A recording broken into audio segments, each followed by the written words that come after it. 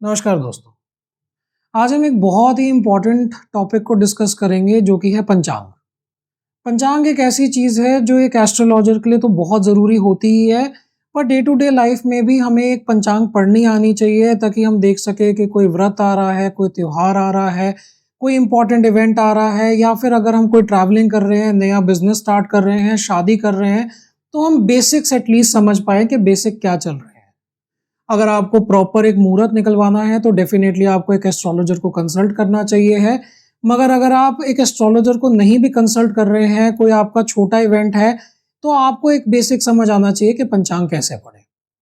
अब इसमें पंचांग में या तो हम पंचांग खरीद सकते हैं, जैसा कि आपने कभी सुना होगा विश्व विजय पंचांग या दिवाकर पंचांग। ये पंचांग है जो कि बहुत मशहूर है, आपको किसी भी शॉप पे, बुक शॉप पे ये मिल जाते हैं। मगर अगर आपको फ्री पंचांग चाहिए, आप चाहते हैं कि मुझे ऑनलाइन पंचांग चाहिए, फ्री में चाहिए है, मेरे फ़ोन पे आ जाए, तो ये भी पॉसिबल है। ये चीज़ या तो आप अपने फ़ोन में एक एप्लीकेशन डाउनलोड कर सकते हैं जो कि ज्योतिष ऐप है, जो मैंने आपको पिछली वीडियो में भी कवर करा था। उसके लिए मैं लिंक यहाँ पे साथ में लगा दूंगा, या फिर आप एक पंचांग डाउनलोड कर सकते हैं जो कि मैं आपको आगे वीडियो में समझाऊंगा। तो इस वीडियो में हम दोनों ही चीज़ें कवर करेंगे कि एक बेसिक ऑनलाइन पंचांग को भी, और एक थोड़ा एडवांस लेवल पे भी हम कवर करेंगे कि पंचांग जो आपकी प्रिंटेड आती है, जो बुक फॉर्म में आती है, उसको हम कैसे पढ़ते हैं। तो दोस्तों, मुझे उम्मीद है इस टाइम पे आप लोगों को साइड पे मेरी स्क्रीन दिख रही होगी। आपको ये पंचांग डाउनलोड करने के लिए सिर्फ यहाँ पे गूगल में जाके लिखना है दृक पंचांग डाउनलोड। जैसा कि आप मेरी स्क्रीन में देख रहे होंगे, आप यहाँ पे एप्लीकेशन के थ्रू भी कर सकते हैं, मगर मैं आपको पीडीएफ में दिखा रहा हूँ कि पीडीएफ को आप कैसे यूज करें।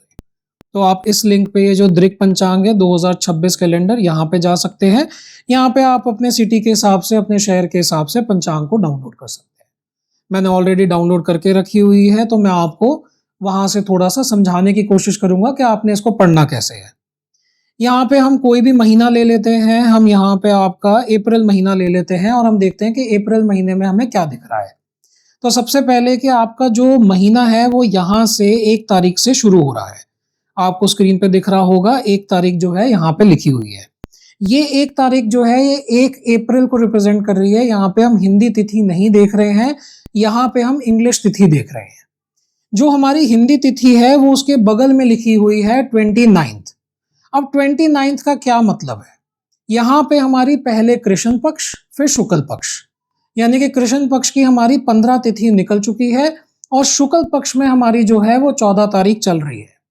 यहाँ पे ऊपर लिखा हुआ है चतुर्दशी शुक्ला, यानी कि शुक्ल पक्ष की चतुर्दशी है जो आपकी इस टाइम पे चल रही है। साथ में आपको 29 तारीख बता दी, यानी कि आपकी इजी अंडरस्टैंडिंग के लिए, कि आपको 29 देखते समझ में आ जाए कि 14 तारीख चल रही है शुक्ल पक्ष की। उसके बाद आपका दिया हुआ है सनराइज और सनसेट। लेफ्ट में आपका सनराइज दिया हुआ है, यानी कि 6:11 का आपका सनराइज था, और आपका शाम का 18 यानी कि 6:39 का आपका सनसेट था।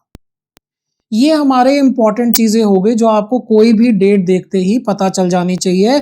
इस केस में हम देख रहे हैं 1 अप्रैल। अब 1 अप्रैल में नीचे दिया हुआ है मून का साइन बना हुआ है और आगे कन्या लिखा है, यानी कि मून इस टाइम पे कन्या राशि के अंदर है।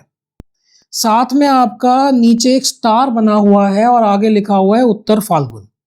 उत्तर फाल्गुन मुझे कैसे पता है? मैं आप लोगों के लिए एक लिस्ट लगा दूंगा पूरे सारे नक्षत्रों की, जिसके अंदर एक एक नक्षत्र लिखे होंगे, एक के बाद एक नक्षत्र नेक्स्ट नेक्स्ट नेक्स्ट चलते जाते हैं।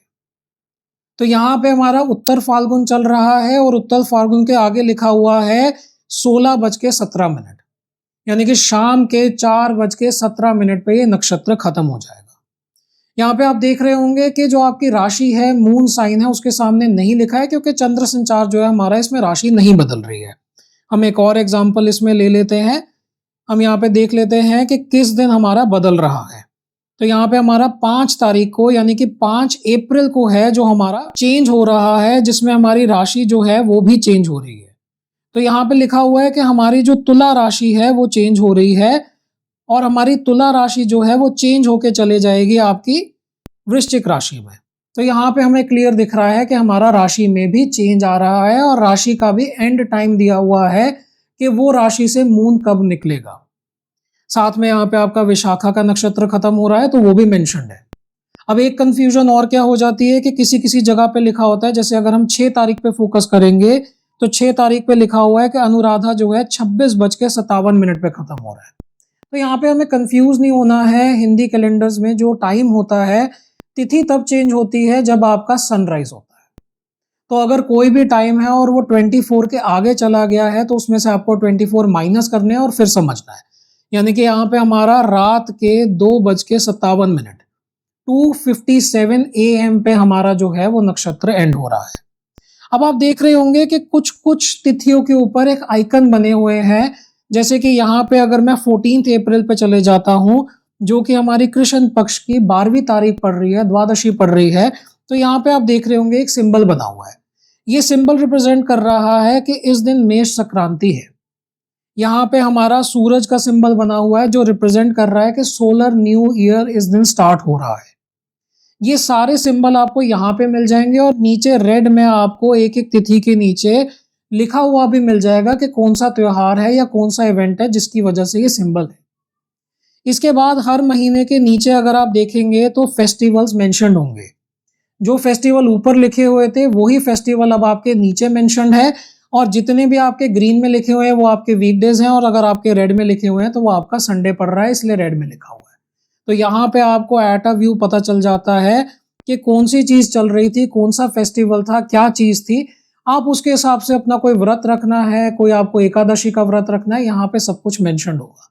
बाकी आप ऊपर भी पंचांग में कैलेंडर में देख सकते हैं कि किस दिन आपकी एकादशी पड़ रही है, शुक्ल पक्ष की, कृष्ण पक्ष की। ये आपके लिए देखना काफी इजी रहेगा। तो ओवरऑल मैं रेकमेंड करूंगा कि जितने भी नॉन एस्ट्रोलॉजर्स हैं उनके लिए पंचांग, उनके लिए ये एक हिंदी स्टाइल कैलेंडर काफी ज्यादा बेनिफिशियल है, वो इसको फॉलो कर सकते हैं। पर अगर हम थोड़े एडवांस चले जाते हैं तो हमें एक प्रॉपर पंचांग की जरूरत होती है। हमें प्रॉपरली देखना पड़ता है कि पंचांग में क्या क्या इंपॉर्टेंट पॉइंट्स हैं। ये चीज मैं अब आपके साथ आगे डिस्कस करूंगा। तो दोस्तों अब मेरे पास विश्व विजय पंचांग है। ये पंचांग आपको इजीली मार्केट में अवेलेबल होगी। आप अपनी चॉइस के हिसाब से ले सकते हैं। अगर आप दिवाकर पंचांग प्रेफर करते हैं तो आप वो ले सकते हैं, अगर आप विश्व विजय प्रेफर करते हैं तो आप ये भी ले सकते हैं। इसके अंदर हमारा सबसे पहला पेज जो इंपॉर्टेंट आ जाता है वो इंडेक्स का आ जाता है। यहाँ पे आपकी सारी चीजें मेंशन्ड है। अगर आप एस्ट्रोलॉजर है तो पंचांग आपके लिए एक बहुत ही एसेंशियल टूल हो जाता है। चाहे आप कोई भी सॉफ्टवेयर यूज कर रहे हैं फिर भी आपको पंचांग समझना, पंचांग पढ़ना आना चाहिए। इसके अंदर सारे आपको दिख रहे होंगे कि इंपॉर्टेंट मुहूर्त मेंशन्ड है, जैसे कि आपका विवाह का मुहूर्त मेंशन्ड है, और इसके अंदर आपके बाकी भी त्रिबल शुद्धि और ये सारी चीजें भी मेंशन्ड है। इसके अंदर अगर आप कोई नया अपना बिजनेस खोल रहे हैं या फिर अगर आप कहीं यात्रा पे जा रहे हैं तो ये सारे मुहूर्त भी इस पंचांग के अंदर दिए हुए हैं, और प्रॉपरली आपको दिए हुए हैं, डेट वाइज दिए हुए हैं, ताकि आपको कोई प्रॉब्लम ना आए। आपको बस उस दिन के लिए चंद्र शुद्धि, तारा शुद्धि करनी पड़ेगी, जो भी इंडिविजुअल है उसके लिए। मगर आपको डेट्स दी हुई हैं तो आपके लिए काफी ज्यादा इजी हो जाता है इस पंचांग से।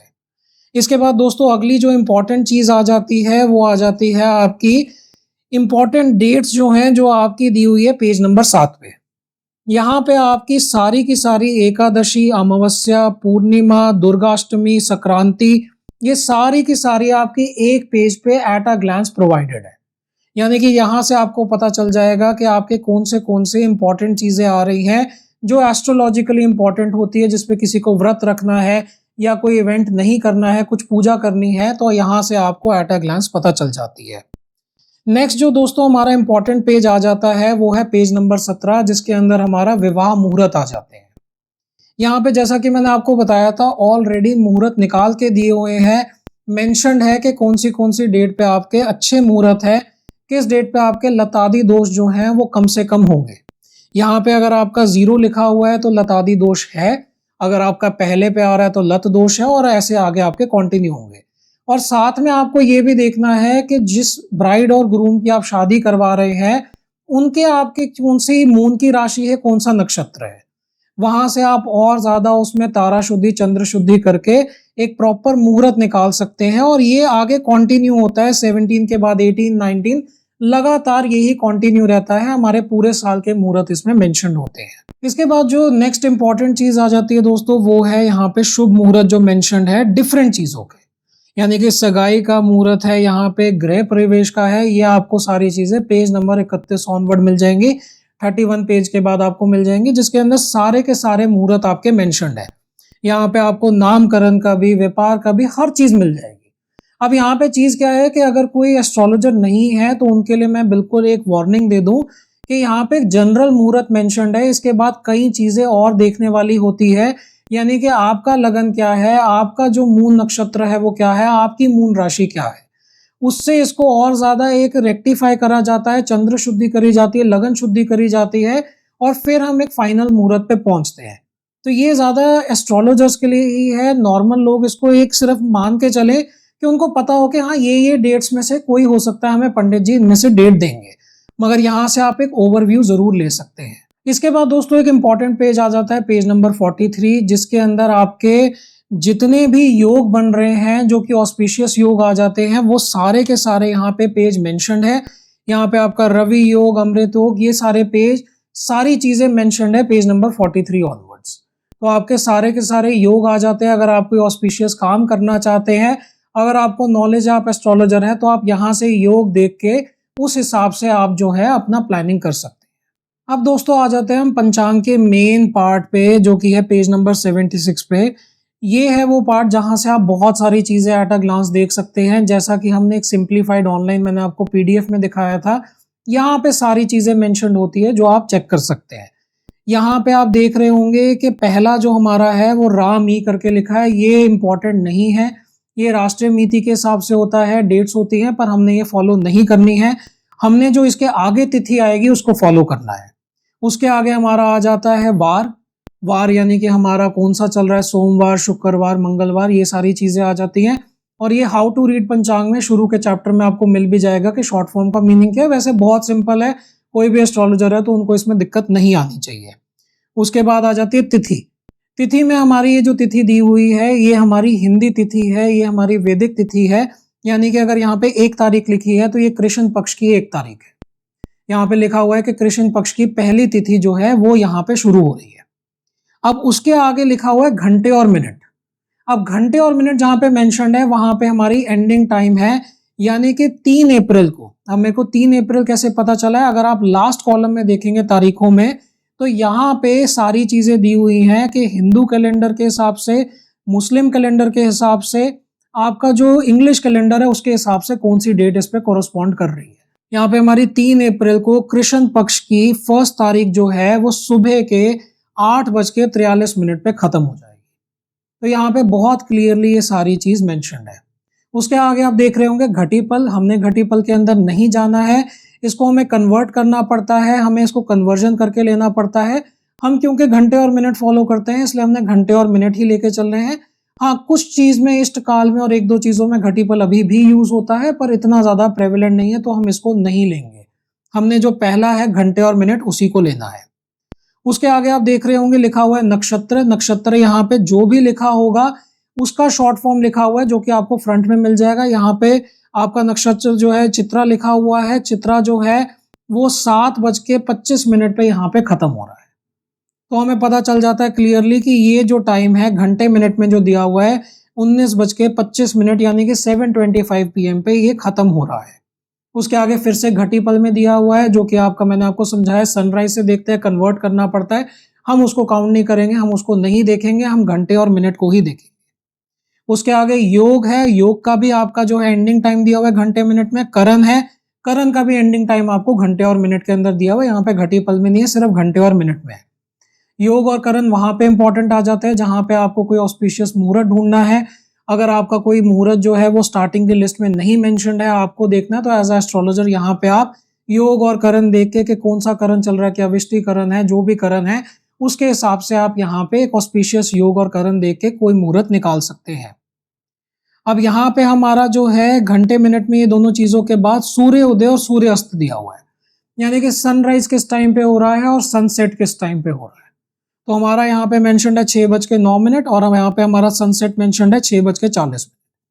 उसके बाद हमारा दिनमान दिया हुआ है। दिनमान का मतलब है कि आपका पूरे डे की ड्यूरेशन कितनी है, आपका दिन कितना लंबा चलेगा, वो आप खुद भी निकाल सकते हैं मैन्युअली। जो आपका सनसेट है उसमें से सनराइज माइनस करके, नहीं तो यहाँ पे आपको कैलकुलेट करके दिया हुआ है।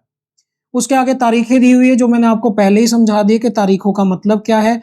उसके बाद आपका चंद्र संचार दिया हुआ है। यहाँ पे आपको ध्यान रखना है कि यहाँ पे एंडिंग टाइम नहीं है। पंचांग में जितनी चीजें अभी तक हम देखी सारी की सारी एंडिंग टाइम थी। सिर्फ आपका चंद्र संचार जो है वो आपका स्टार्टिंग दिया हुआ है।